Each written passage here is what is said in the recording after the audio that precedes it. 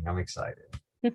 Hi, everyone. Welcome back to Morning Cup. I am so honored today because we are switching things up here at the Morning Cup, and we are now having amazing male entrepreneurs on the channel. And I'm so excited to introduce the founder, family man, and our very own authority on hygiene, Avi Rubin. Coming from a Jitsu family, Avi is no stranger to the bacteria that lives to infect your skin. He learned at a young age our skin is the first line of protection from infection and disease. Avi spent the last 15 years of his life researching, testing, and developing formulas that put you and Mother Nature first. His mission is to educate anyone and everyone on the dangers of the chemicals in store-bought soaps and strives to make it easier to live an earth-conscious lifestyle.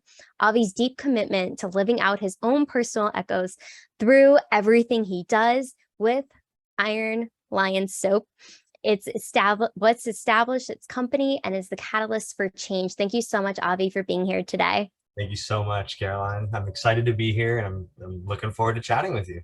Me too. I am so excited to really dive into your journey because I know you spent the last 15 years really doing all the groundwork for your amazing soap. But could you just really share your journey of how you got here today? Yeah, of course. I got here on accident, right? That's kind of how some of the best things happen. I was training jujitsu about six to 7 days a week. And it was a really huge part of my life. You know, not just the art of jujitsu, but also the sport and the lifestyle that came with it. And one day from a training partner, I contracted a pretty bad case of ringworm. And I'll spare the details, but we couldn't get rid of it with Western medicine. We tried like the topical ointment, we tried the injections, we tried the antifungal pills. And I was just having a really hard time with this infection. I couldn't get rid of it. And so my mom came with me to one of my doctor's appointments, and she was a bit disgruntled. And, you know, she said something along the lines of, "Is there anything else?" Right?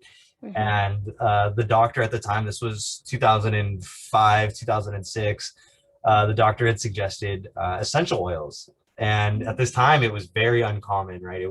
We didn't have the wisdom that we have now with the power of plants, and it wasn't so trendy and common kind of knowledge or a regular thing that was spoken about, right? So we discovered the magic of tea tree essential oil. We were able to get a really, really refined batch straight from Australia, and it got rid of my ringworm almost right away. Like in a few days, my ringworm started to supersede, and the swelling would go down, and it stopped spreading, it stopped moving, and that was incredible. And so naturally the progression was, let's keep using this oil and let's keep seeing how we can implement this in our life. And one thing led to another, and we started making soap in the home garage, and just sort of out of necessity to keep myself and all of our training partners clean and safe to be able to continue to train, right? And we did that for maybe 8 to 10 months. We were just making soap and passing it out to friends and family and our training partners. Like I said, we had no intention of selling it. We weren't a business. We were just having fun and ultimately providing a solution for this really serious problem that some of us were facing. And sort of the switch that happened, or the big catalyst that pushed us over, was one of our training partners had asked to purchase some soap. And initially we're like, "Oh no, don't worry about it. You know, what you know, it's our gift to you, right?" And he was like, "No, I want to purchase like 500 units and give them out for the holidays as like gifts to my clients and customers." And we were like, "Oh, okay," you know. And that night at dinner, we always ate dinner as a family. It was just something that we did, and we discussed, you know, our days and the things that were happening. And naturally we discussed that one of our training partners wanted to purchase 500 bars of soap. And in that conversation, we had realized that in all of the months that we were making soap, about 8 to 9 months, we hadn't even made 500 units all put together. So we realized, wow, we're up against something here. We committed to 500 bars. Are we going to be able to do it, right? And what ended up happening was that night at dinner, we decided that we were going to not only take Iron Lion soap not only were we going to take this soap thing seriously, but we were going to turn it into a business. And that's sort of how Iron Lion Soap was born that night at the dinner table. I love it. Some of it happen in garages, kitchen tables, and I love it. It just, keeps going. Yeah. And so that's really how it started. That I think that following week we had sent like a group email to some of our friends. I had asked our neighbor if they would be willing to help us produce these soaps, and if they were willing to help us like stamp boxes so that we could label them. And it turned into this, this whole operation where we quickly realized like, wow, not only do we have an effective product, but we have something people want and people desire and they enjoy it. And so 15 years later, here we are. Oh my gosh, how incredible. But it's just like that need, especially for jiu-jitsu, like Yeah. because of the impact of just being like barefoot as well. And just, I mean, I don't know too much about it. That's your wheelhouse. But from what I've seen and the little I know, but being able to really provide that solution for so many people that might be struggling with any bacteria that is caught on the mats as well. And I'm curious because you recruited all your neighbors and everyone to like start doing all the stuff in the production in the beginning. How did that start to grow over time in the last 15 years? Well, we realized that it needed some like formalities, it needed to follow a certain structure and feel and behave a certain way if we wanted people to trust us with their skin, right? And so we didn't want to come off as this corporate entity because that's not who I am, and that's not how that's not how my family operates, right? And so it was really important to us that we were able to inject our own sort of ethos and our own sort of personality into not only the business but how we operated as a business too, and really instill a healthy culture and a healthy sort of I guess what I'm trying to say is like a healthy mindset for growth and for scaling. It wasn't about making a quick dollar or being able to hire the neighborhood. It was about doing something that was sustainable, that could last for generations and generations. And I'd like to think that we've built that. And so it really came from understanding where our true north is, and really getting a good understanding of like how are we going to get there. Yeah. But also being able to answer those difficult questions like hiring questions or supply chain type of issues or logistical type of scenarios, and having a really solid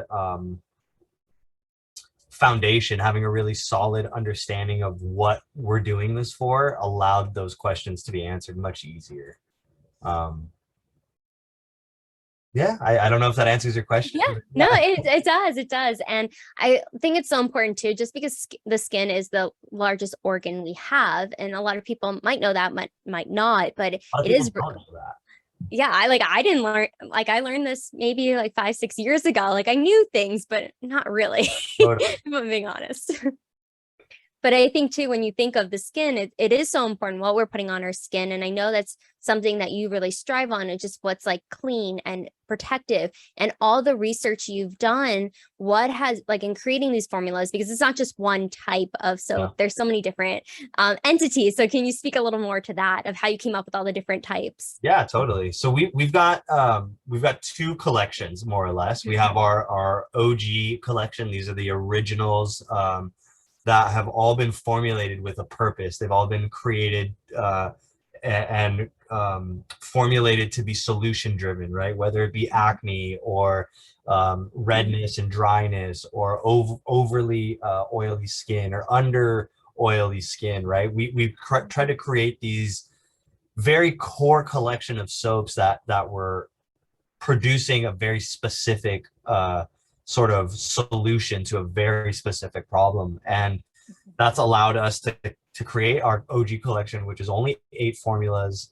Like I said, they're all created in a way to be extremely medicinal to a certain extent, right? Like it isn't medicine, but the power that plants and the characteristics that these ingredients have are time tested and proven to be highly effective. And so that is sort of our core collection. And we address everything. We address everything from, redness to itchiness to acne to backne. I mean, you name it, we've dealt with it, dermatitis and rosacea and psoriasis. I mean, we've got something in that OG collection that helps those ailments. And then we have a second collection, which is a little bit more fun, and it's our limited edition collection, and it's based on the seasonality of certain ingredients available throughout the world, and different sort of experiences that we're trying to convey. And so just this week we released our mango guava formula and our watermelon lemonade formula.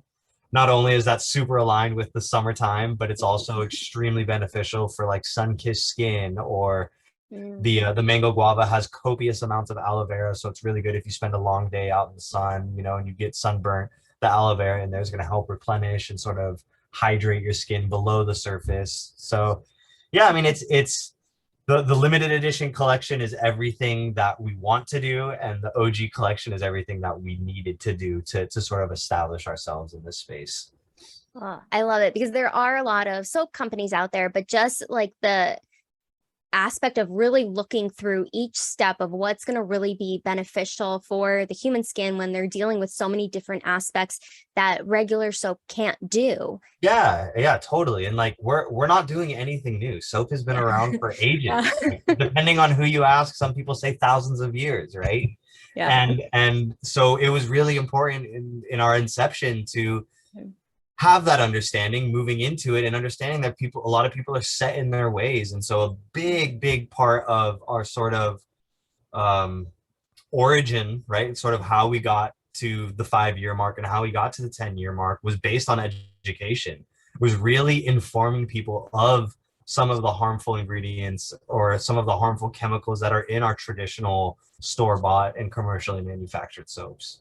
And I'm curious, because Lion soap as well, like Iron Lion soap, where did that come from? How did you come up with that name? Yeah, so it's a cool story. So in our home growing up, mom was always responsible for dinner, and dad was responsible for dishes.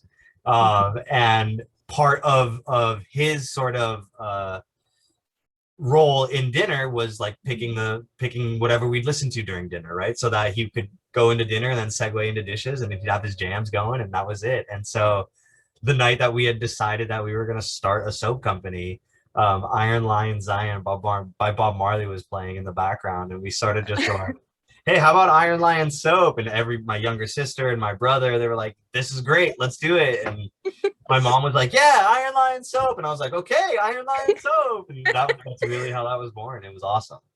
I love the story, because it just kind of goes true to like that family oriented aspect of the environment, but what's going on in that environment too. I love it. It was and this is a bit cliche because we are an organic company and we use organic ingredients, but a lot of our existence and our journey and sort of the entire trajectory has been just very organic. It's been very gut based and intuition driven, and sort of doing the things that we want to do that are still aligned with our sort of ethos, still aligned with our sort of vision. Yeah. And I was going to ask you, because you said it is so organic, were there any like bumps in the road while growing your business and scaling it?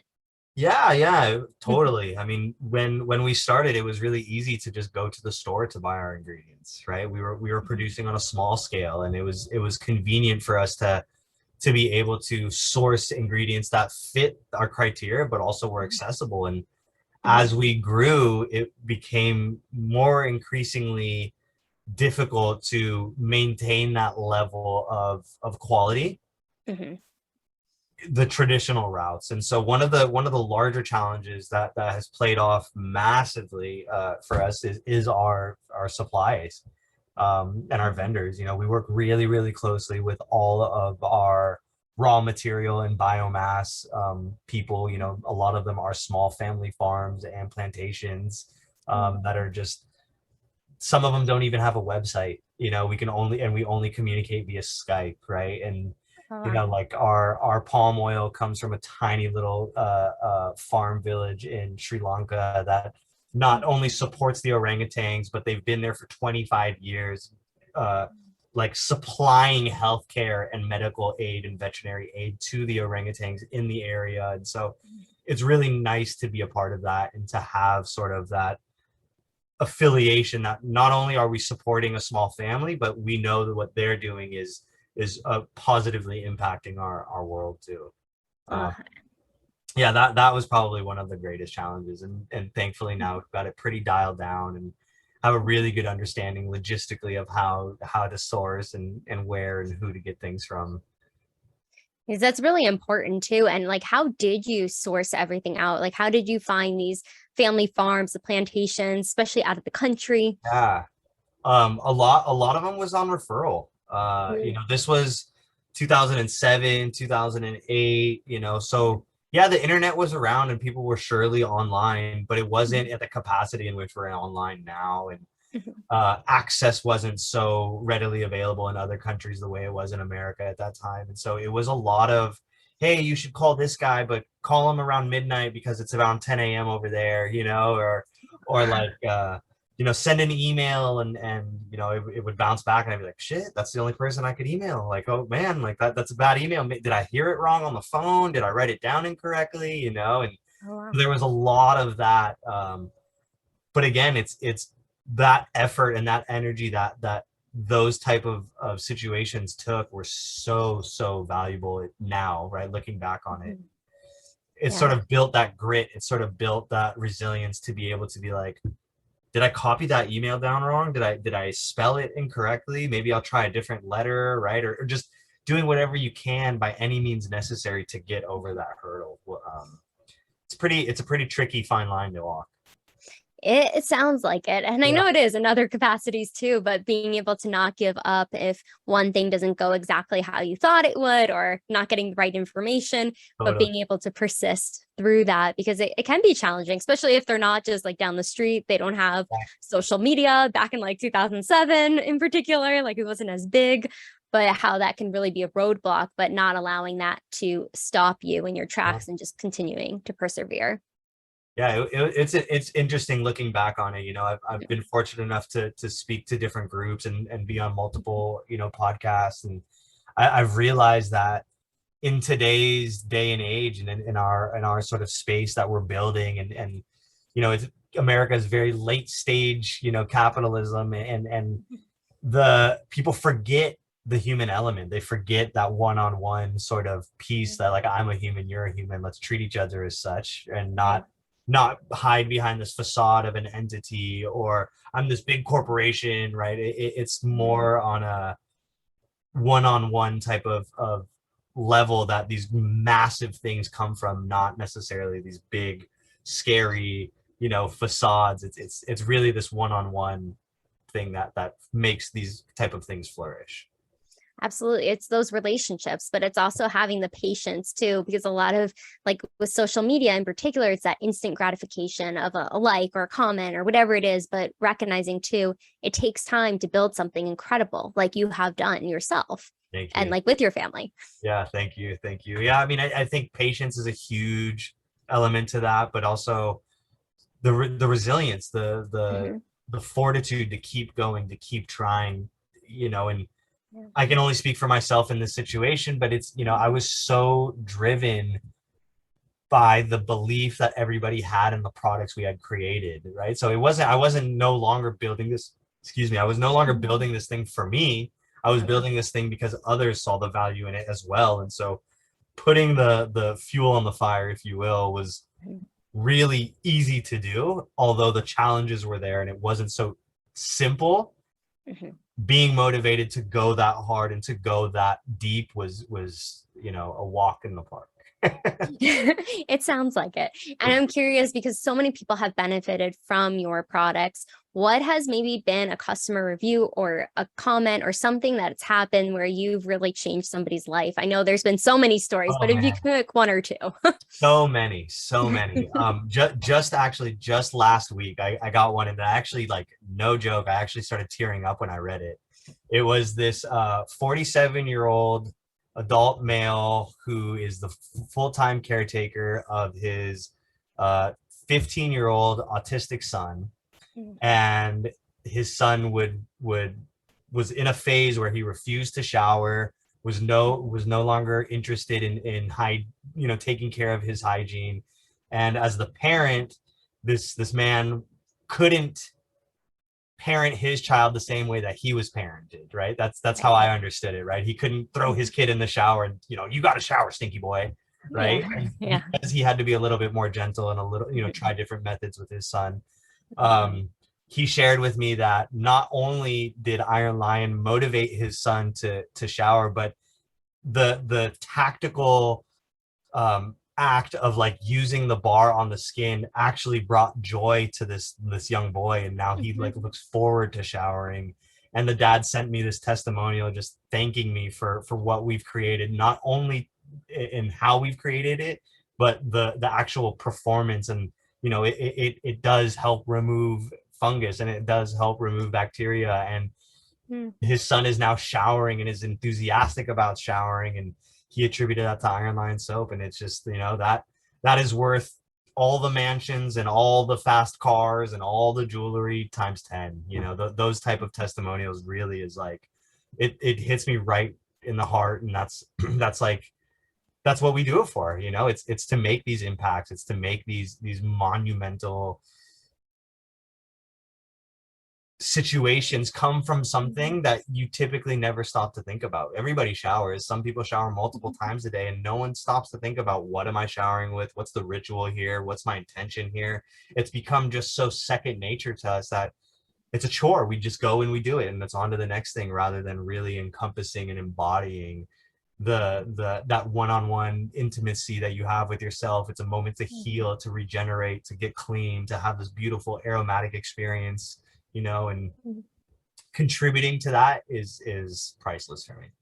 I was all in the feels. Yeah. It's so true. Like, I have a soft spot for autistic children, but I can only imagine, like, my mom was a special education teacher, so she would tell me all these stories of her students, but just hearing this situation as well, and like how you really were able to help change how you viewed showering. Because I think you're right. People just are like, okay, it's a chore. I know I used to, when I was a therapist, it's like, okay, washing off all the day from my clients, or just like cleansing as well. And that's what I think, it's that experience where sometimes people are missing or not really diving into. But I think for that in particular, that's little boy was able to really have a different relationship with the shower and with soap, being able to use that and have that experience, especially the like actual soap bar, because a lot of times, especially, like, I could be totally butchering this, but with a lot of kids that are autistic or have anything that's going on, sometimes it's the texture of something that bothers them.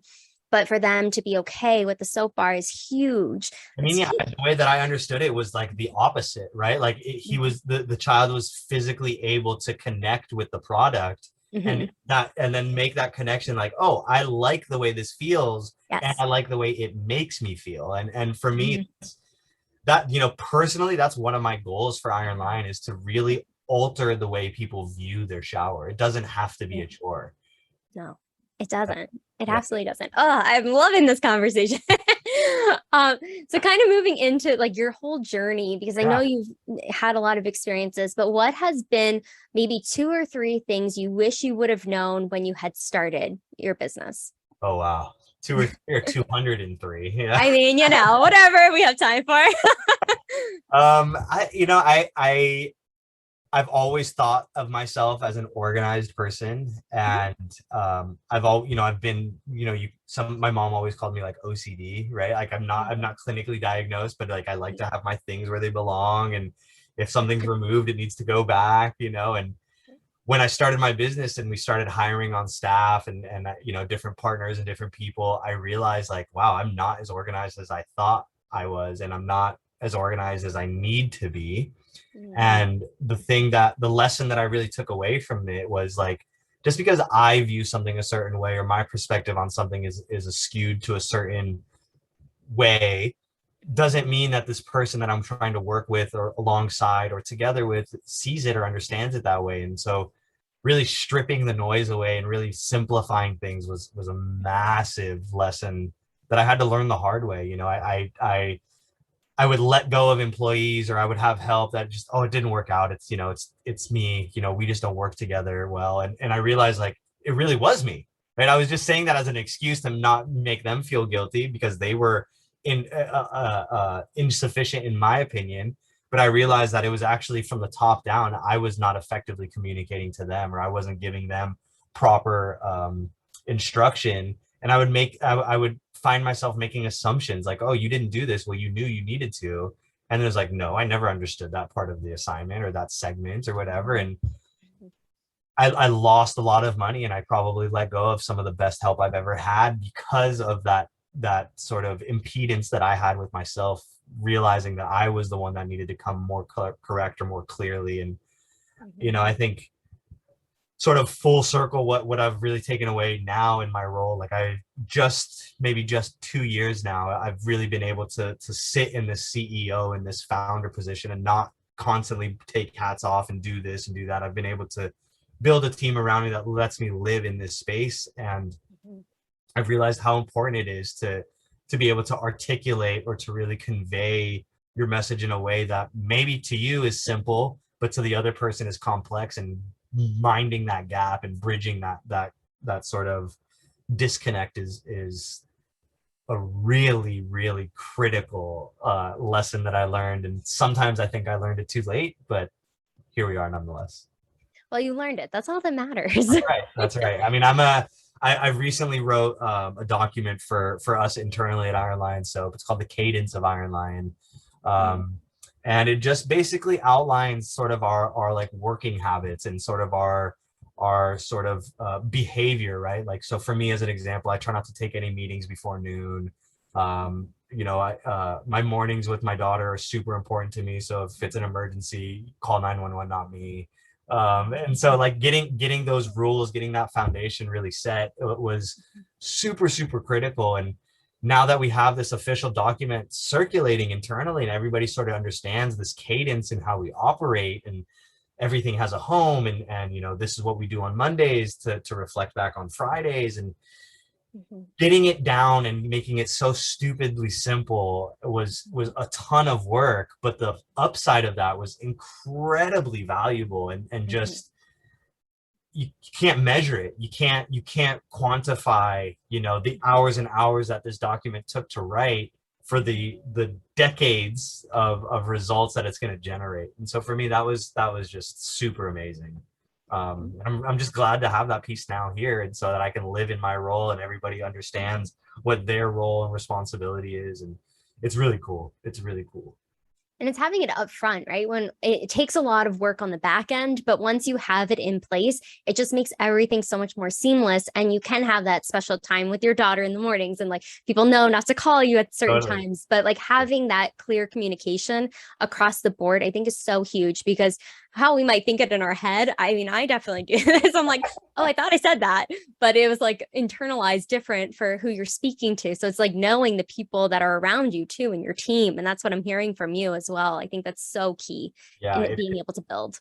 It is. It's super key. And I really pride myself on the team that I have, currently. And, I tell them often that, you guys are my forever team. If it was up to me, none of you would leave, and it's taken all of these years and all of these sort of situations and ups and downs to establish the ability to even recognize this, let alone put it into words and into a document so that it's digestible by everybody else too. And it's like you said, it takes so much energy and so much effort on the backside, and now it just sits here and we hardly look at it, but it's here, and everybody knows that this is the core living and breathing elements of Iron Lion. Absolutely. And that's what it's about. It's about being able to build your team and scale too. And I'm curious, like having this document now, what is that going to do for scaling your business? That's a good question. We're not really interested in scaling. We're interested in growth, something that's sustainable, something that we can do and replicate over and over and over. For me, scaling is taking the elevator rather than taking the stairs, and I will always choose the stairs over the elevator. I like that analogy. And I mean, that's how I view scaling, like growth, but you're right. Like there is a different entity to those as well. But I think you're right. It's being able to have that sustainability, especially creating it for generations to come, like you were mentioning earlier, because it's not just a one-time thing or a product that like sells a lot of units, but then like where's the sustainability and being able to continue on that path.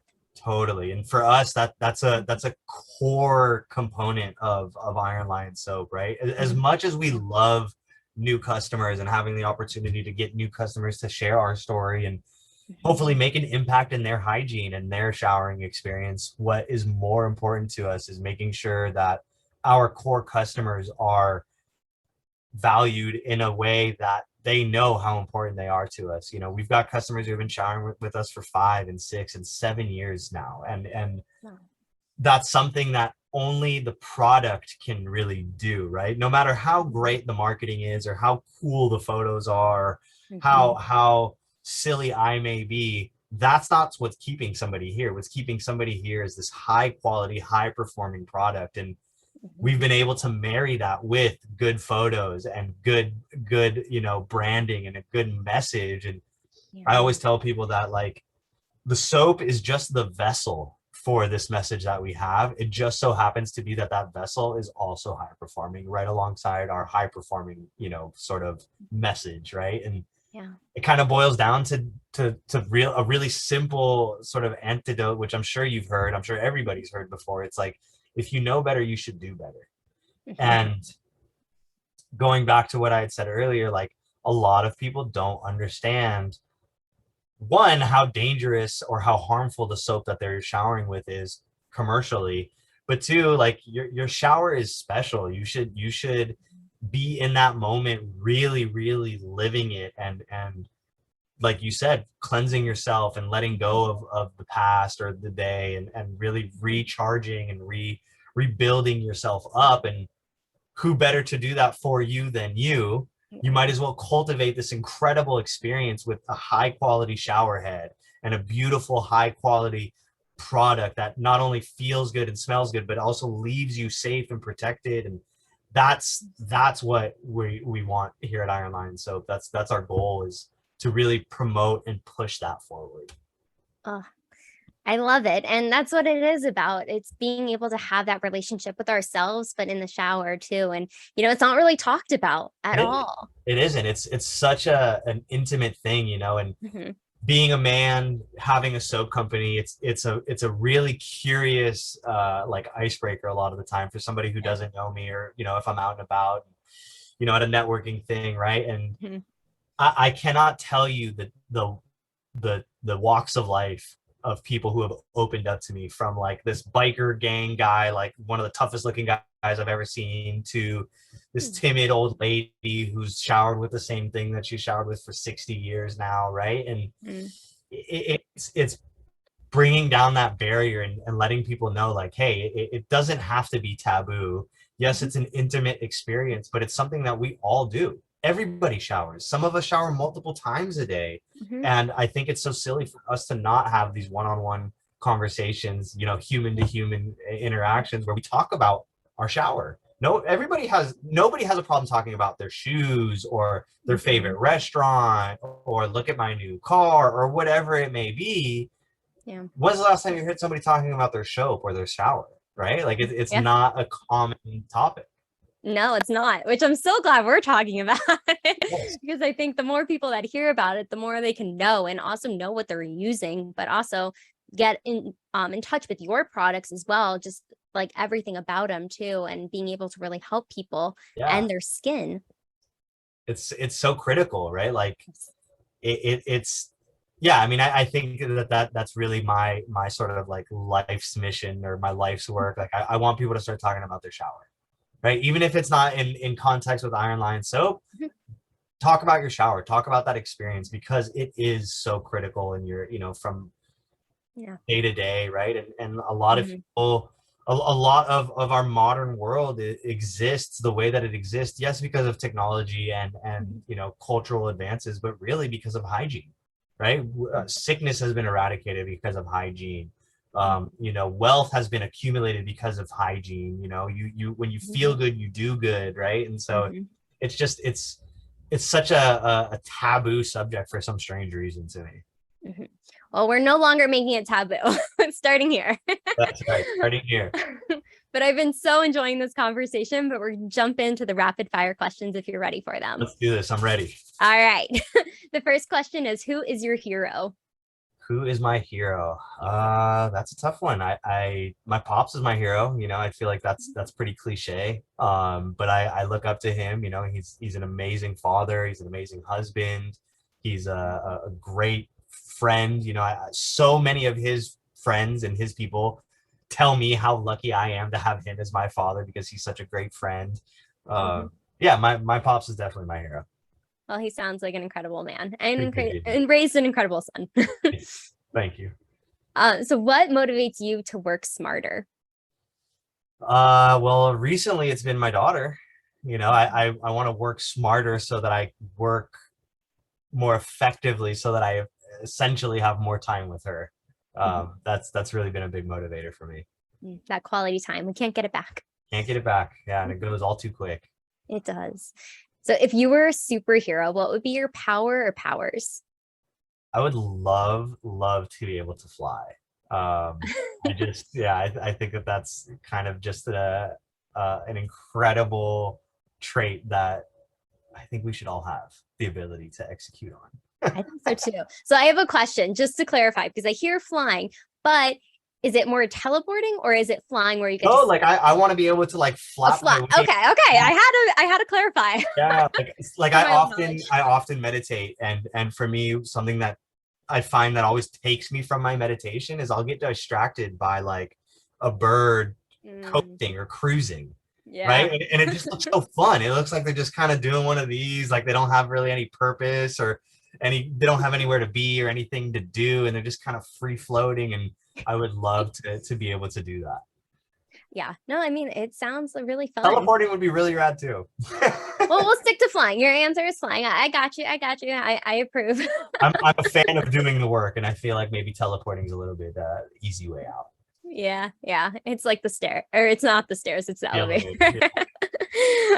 If you could share a meal with any four individuals, living or dead, who would they be? Oh, there's a good one. Wow. I would love to share a meal with Bob Marley. He's a big inspiration to me. I would love to share a meal with Marcus Aurelius, who is a Stoic philosopher. It would be really cool to share a meal with like Godzilla. That would be that would be incredible. That'd be intense. It'll not be a meal, right? Yeah. And I don't know. The fourth person, I don't know. I would leave the fourth seat empty for anybody who would like to join our meal. That's creative. I like that. So what is the phone app that you use the most? Ooh, probably my calendar. Yeah, I'm a hyper scheduler. If it's not in my calendar, it's not real life. I'm right there with you. That's how it all gets done. That's right. Yeah, it's a bad habit. You know, I feel like sometimes it weakens my natural ability to remember my task or my duties or my responsibilities. But literally I've got go home, walk the dog, grab groceries, you know, meeting here, right? It's very important for me to have a clear view, because I feel that mentally my capacity is spent elsewhere, that it shouldn't be held responsible for remembering my day to day. Yeah, no, you're absolutely right. I think it's scheduling everything, and the shower too. Yes. You know, how to tag that. What is the last book that you've read? I'm almost done. It's Courage is Calling by Ryan Holiday. Ooh, yeah, that sounds like a good one. Yeah, he's one of my favorite authors. This is his newest book. It's the first of a series, and it's incredible. It's incredible. So great. Well, I got to check it out. I'm adding it to my list. So what is your favorite family recipe, whether it's traditional or you just love making it together? Well, that's a good question. Traditionally, I would say that one of my favorite family recipes is meatballs and peas, something my mom made that she learned from her mom. It's sort of like a Moroccan gypsy dish, I guess. It's very like very peasant-y, you know. It's like the ground beef and then all the vegetables left over from the night before, cooked in like a steamed pea stew. It's so good. Interesting. Yeah, and now that I've got my own family, we've been really big on Wellington. So we do like a mushroom Wellington or a beef Wellington, or Mm. made like a cinnamon apple Wellington a couple of months ago just for fun to try it. Um, I've found that I have this massive gravitational pull towards food that's encompassed in itself. So like empanadas and pot pies and pot Mm. stickers. I love those kind of things. You never know what's going to be inside. That's like kind of a little surprise every time. Yeah. Yeah, exactly. That's perfect. Well, it Yeah. all sounds delicious. Yes. So if you had to describe yourself as an animal, personality type, style, what animal would you be? This is a tricky one. Mm. I don't know. I don't know because I have who I think I am, right? Like I think that I'm shy and I think that I'm, not outgoing. But then I look back and I reflect on sort of my life and my everyday experience. And I'm definitely not, I don't come off as shy, and I'm definitely not outgoing, and so it's hard for me. But I would say that I would be like coral in the ocean. Oh, I know that that's not necessarily like an animal, but it is alive. it's It like, is breathing, and the reason that I sort of landed on that, maybe like a grass, that's not an animal, but coral, right? It's alive. And I think for me, I resonate with that because it's such a critical piece of the ocean. It's so integral to the function of the entire ecosystem down there. mm. Yet it's very easy to just overlook it and ignore it. However, the moment it's gone, that ripple effect is massive. Um, Oh. so that's sort of how I see myself, very behind the scenes. I'm a very private person, and so it's not like I'm sharing everything in all of my doings, but Mhm. those who are in my immediate vicinity are very aware of my presence and sort of my intentions. Well, that was a very insightful answer. Thank you for sharing that. I appreciate Not that. too insightful. I think it's insightful. I'm sure other people will too. So if you have a day off, now that you have everything organized and good, what is your favorite way to spend that day off? With my dog and my daughter and my wife. Mhm. Um, yeah, like I am super loving the stage that I'm at in my life, being a husband and a father. It's incredibly fulfilling. It's super motivating. And just it really fills my cup. It allows me to constantly pour and give, and that's really what I love to do. And I didn't realize that I would often pour from an empty cup until I came to the realization that like my family really does fulfill me, and now I'm able to pour even more effectively, even more efficiently. Uh, I love that you said the priority piece because that's something we talk a lot about on here is like putting yourself at the top of the priority list so you have more to overflow into everybody else that you love and care about. But I appreciate you bringing that up because I think I it's important to I not get the agree. cup deleted. I agree. I recently adopted the mindset that you can only have one priority at a time. There is no such thing as multiple priorities. One of them is less than, right? So it's one priority. And Mhm. on adopting that sort of Mhm. mindset, I realized, wow, this is incredibly selfish of me. I'm putting myself at the top every list. And only now, probably this last year, I've come to realize like that is actually the most selfless thing that I could do. Because Mhm. if I'm okay, then everything else is going to be okay in my space, right? I'm going to be able to show up and be present. I'm going to be healthy and happy and full of nutrition so that I can take care of whatever it is that I need to take care of. And if I'm sleeping good, if I'm eating well, if I'm meditating, if I'm exercising, and I'm able to fill all of my buckets, man, I'm over here just splashing and giving away because I've got an abundance of it. And I've really come to realize that like, if I'm not taking care of myself, then I can't take care of anything else. Well put. And what is something an outsider wouldn't know about your industry? Something an outsider, well, there's quite a few. Um, a really good shock value one. Mhm. Mhm. More than 90% of commercially manufactured soap has the moisturizing glycerin removed from it, only to be repackaged and sold as lotion. Over 90%. Wow. Yeah.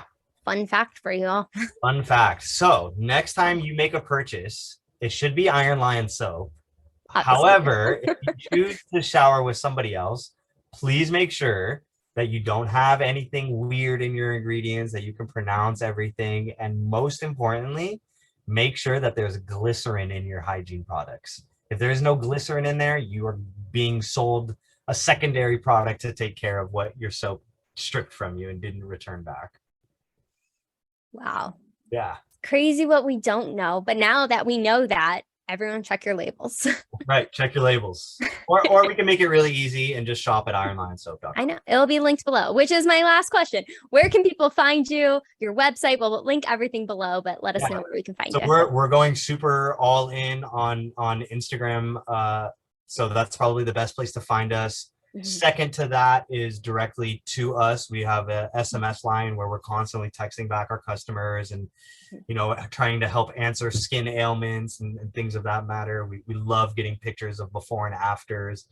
So we've been really, really big on SMS, but the best spot to get us is ironlionsoap.com.